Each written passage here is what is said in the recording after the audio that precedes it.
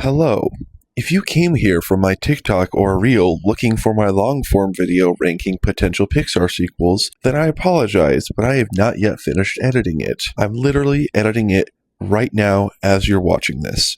It should be up within the next 24 to 48 hours. So feel free to subscribe to this channel if you haven't already. I'm still new to this whole long form thing, so please forgive me. Or if you just so happen to just click on this video and you haven't seen the short version yet, here is that now.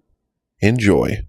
Which Pixar films that don't have a sequel do you think might get one? Pixar revealed recently that their new release strategy is going to alternate between releasing an original film and a sequel to an existing IP. And since there are 16 Pixar films that have yet to have a feature-length follow-up, I thought I would go through and rank them in the likelihood of them getting a sequel. To be clear, with like 2 exceptions, I don't want any of these films to get sequels. I'm just analyzing all of the factors to see what might realistically get one. Also, I do have a long-form version of this video that goes into more detail on my YouTube if you want to check that out. Now, up front, let's establish that there are 3 Pixar sequels that are confirmed to be happening: Toy Story 5, Incredibles 3, and Coco 2. So I won't be talking about those. Starting with A Bug's Life, the biggest issue with A Bug's Life sequel is just how old the film is. And there's also not like a good way to follow up the story that fits with the themes and arc of the first film. So while a lot of people would be excited about A Bug's Life 2, I think it's pretty unlikely, but not impossible. Monsters, Inc. Obviously, there was a feature-length follow-up with Monsters, Inc. with the prequel Monsters University, and then the Disney Plus series Monsters at Work serves as a sequel to Monsters, Inc., picking up right where the first movie left off. And I think Monsters at Work is actually a really great follow-up. If you haven't checked it out, it's worth watching. But based on how it ends, I just don't see how you could make another feature film that continues. So while I want to put it and never going to happen, Monsters, Inc. is still one of Pixar's biggest franchises, and unfortunately, it wouldn't shock me if they figured out some way to spin it off. So it's also going in unlikely. Ratatouille. Contrary to what dozens of news sources and AI slop on Facebook keep saying, a Ratatouille 2 has not been confirmed. No credible source has reported this, and Disney has not made a statement. Now, whether or not they would make a Ratatouille sequel, I personally doubt it. The film is just beautifully self-contained and is a perfect ending for Remy and Ego, but the nostalgic love for Ratatouille is strong,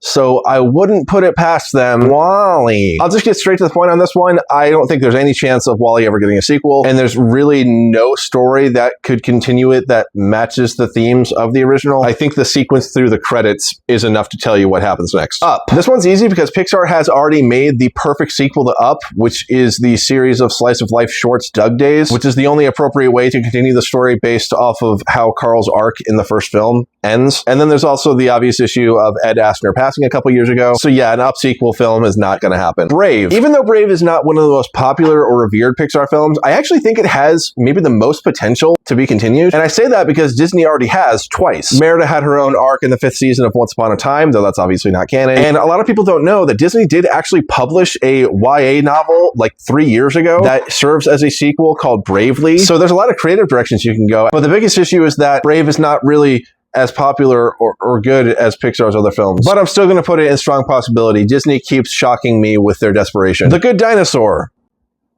I mean, come on. I don't hate this film as much as other people, but it's undeniably one of Pixar's least popular films. It also flopped at the box office and had a really troubled production. There's no way, no. Finding Dory. There's basically no chance of another film following these same characters, seeing how Ellen DeGeneres did very publicly exit show business last year, and you really can't have Dory without Ellen. But I don't know, you could follow any of the other characters. Like, there's room for spinoffs, so it's going could, but probably won't. Cars 3. I mean, another Cars film is inevitable, right? Cars is easily Pixar's biggest cash cow. Even the shorts on Disney Plus have their own toy lines. And despite what cynical adults on the internet say, the Cars movies and characters are beloved by millions. I don't think they should do a Cars 4 per se. I think Lightning McQueen's story has concluded well, although literally when has that stopped Disney? But I think there's so many more possibilities in this universe, like what the Planes films did. I'm just saying Cars doesn't need to have the same problem as Star Wars, where they have this massive expansive universe and yet only make stories connected to the same core group of characters. Onward. I used to think that Onward didn't make that much of an impact on audiences,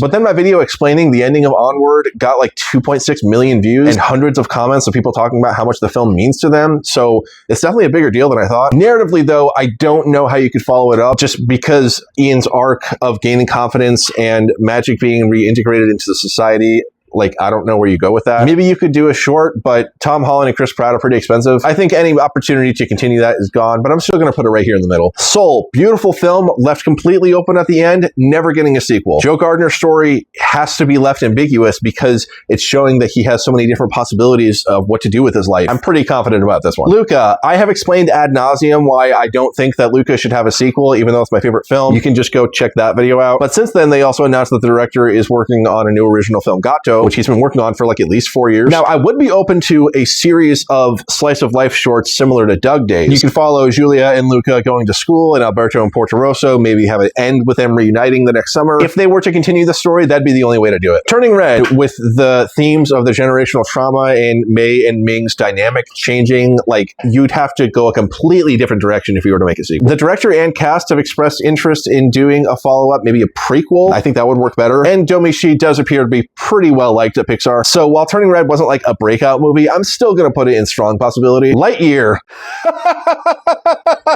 No, what's actually kind of sad is that this is the only Pixar film that intentionally left the door open to have a sequel because they have the post-credit scene showing that Zurg is still alive. But Lightyear botched its own premise so much that you could not possibly redeem it with a sequel. And also, when the film bombed at the box office, they like fired the entire creative team, some of which have been at Pixar for like over 20 years. Basically, Bob Iger came back from his vacation and took Lightyear's failure personally. Now, if they did want to make another Buzz Lightyear film, they could just revive Buzz Lightyear of Star Command, or maybe start with putting it on Disney+.